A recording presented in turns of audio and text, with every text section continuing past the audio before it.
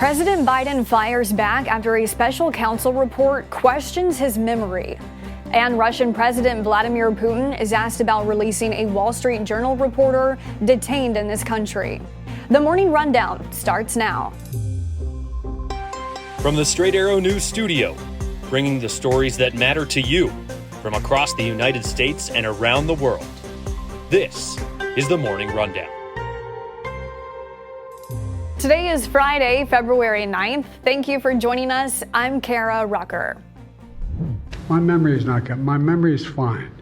My memory, take a look at what I've done since I become president. None of you thought I could pass any of the things I got passed. How'd that happen? I guess I just forgot what was going on. President Joe Biden answering questions about his memory at the White House Thursday night, following the release of a report by the special counsel investigating his handling of classified documents. While special counsel Robert Hur found that Biden willfully retained and disclosed classified military and national security information, he recommended the president not face any charges, also noting Biden did cooperate with the investigation. But inside the 345-page report, Biden's memory was called into question, at times referring to it as hazy, fuzzy, faulty, and having significant limitations. According to her, Biden had trouble remembering key dates, such as the years he was vice president or when his son Beau died, a claim the president vehemently countered. I know there's some attention paid to some language in the report about my recollection of events. There's even reference that I don't remember when my son died. How in the hell dare he raise that? Frankly, when I was asked the question, I thought to myself, it wasn't any of their damn business. The special counsel also concluded Biden should not be charged because of how a jury could potentially see him, describing the 81-year-old president as a well-meaning elderly man with a poor memory. Biden responding to those remarks as well. I'm well-meaning and I'm an elderly man and I know what the hell I'm doing. I've been president. I put this country back on its feet. I don't need his recommendation. It's totally... After responding to questions about the special counsel's report, President Biden was asked about the ongoing war between Israel and Hamas and the fighting in Gaza. Biden saying Israel's military response in Gaza has been, quote, over the top, in what is being considered the president's sharpest public criticism of Israel's operations in the territory. The president saying he's seeking a sustained pause in the fighting to help and aid Palestinians. Biden saying a lot of innocent people are starving and dying in Gaza, and it's got to stop. A day earlier, Israeli Prime Minister Benjamin Netanyahu rejected a ceasefire proposal from Hamas, saying the terms were bizarre. Last night, former President Donald Trump moved closer to being the GOP nominee for the 2024 presidential election after winning the Nevada caucuses. Trump was the only major candidate competing in the caucuses, winning the state's 26 delegates. Earlier in the day, Trump's eligibility to run for another term was the focus during a hearing at the Supreme Court. The justices heard arguments from both sides on Colorado's Supreme Court ruling to ban Trump from the state's ballot over Section 3 of the 14th Amendment, known as the Insurrection Clause. Our Ray Bogan has more from Washington.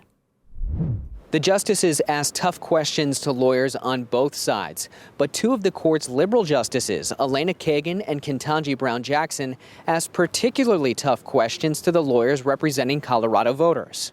If you weren't from Colorado and you were from Wisconsin or you were from Michigan, and it really, what the Michigan Secretary of State did is going to make the difference between, whether candidate A is elected or candidate B is elected. That seems quite extraordinary, doesn't it? I guess my question is why the framers would have designed a system that could result in interim disuniformity in this way, where we have elections pending and different states suddenly saying you're eligible, you're not, on the basis of this kind of thing. You can find Ray Bogan's full report on our website, san.com. In a major shakeup on Thursday, Ukrainian President Volodymyr Zelensky fired his top general after nearly 2 years of the country's war with Russia. In a post on X, Zelensky thanked the outgoing general for his service, but said the time for a renewal is now. Zelensky has appointed the commander of Ukraine's ground forces to be the new leader of the army. The change came as the Senate voted to advance a standalone $95 billion national security bill for additional aid to Ukraine, Israel, and other U.S. allies. Meanwhile, former Fox News host Tucker Carlson posted his interview with Russian President Vladimir Putin to his website and X. The interview, lasting more than 2 hours, was Putin's first with Western media since the start of the war. During the interview, Putin said Russia would be open to a prisoner exchange, which would see the release of Wall Street Journal reporter Evan Gershkovich, who has been detained since March of 2023. Putin repeated Russia's claims that Gershkovich was guilty of espionage, saying the reporter was caught red-handed. Allegations the reporter, the newspaper, and the U.S. government deny.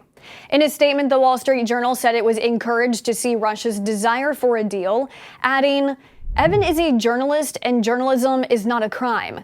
Any portrayal to the contrary is total fiction." Evan was unjustly arrested and has been wrongfully detained by Russia for nearly a year for doing his job, and we continue to demand his immediate release. The State Department is offering $10 million for information leading to the identification or location of leaders in the Hive ransomware crime group. The State Department says the group has targeted over 1,500 institutions in 80 countries, such as school districts and financial firms, leading to more than $100 million in theft. In 2022, the FBI seized Hive's computers in California, preventing victims from having to pay $130 million in ransom. The State Department is also offering a reward of $5 million for any information that leads to the arrest of anyone from any country trying to take part in Hive's ransomware activity.